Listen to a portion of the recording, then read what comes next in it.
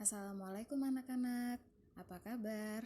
Berjumpa kembali bersama Ibu Ayu di pelajaran Bahasa Indonesia kelas 8. Pada pertemuan kali ini, Ibu akan memberikan kalian sedikit materi tentang pengertian berita, fungsi berita, dan unsur-unsur berita. Masih ingat kan dengan tugas yang kemarin?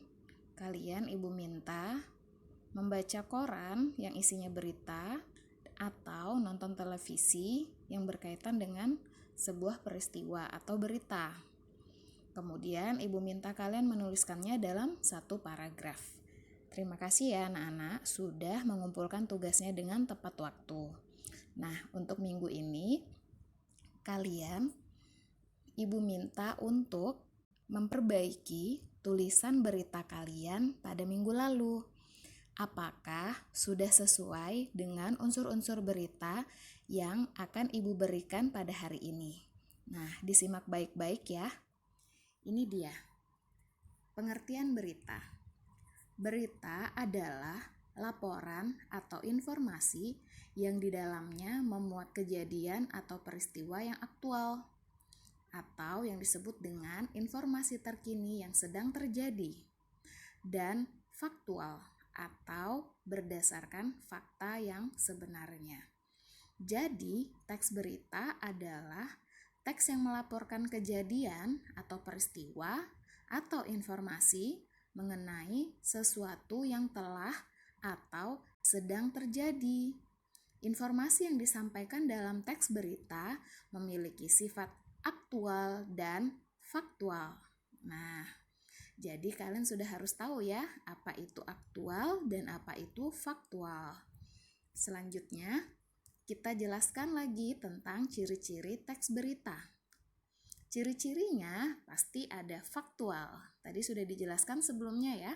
Kemudian ada aktual, unik atau menarik, sistematis dan lengkap, seimbang, dan bahasanya komunikatif.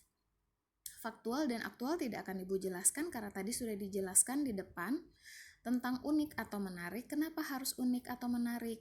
Karena berita akan memuat sesuatu yang menarik perhatian orang untuk dibaca atau ditonton.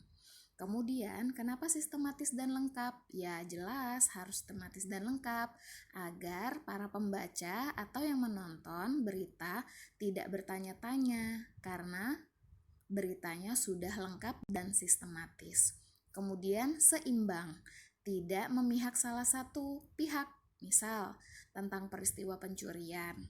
Terus wartawannya atau yang membuat berita justru malah memihak yang pencuri. Nah, itu kan tidak berimbang ya. Jadi, sebuah berita itu harus seimbang.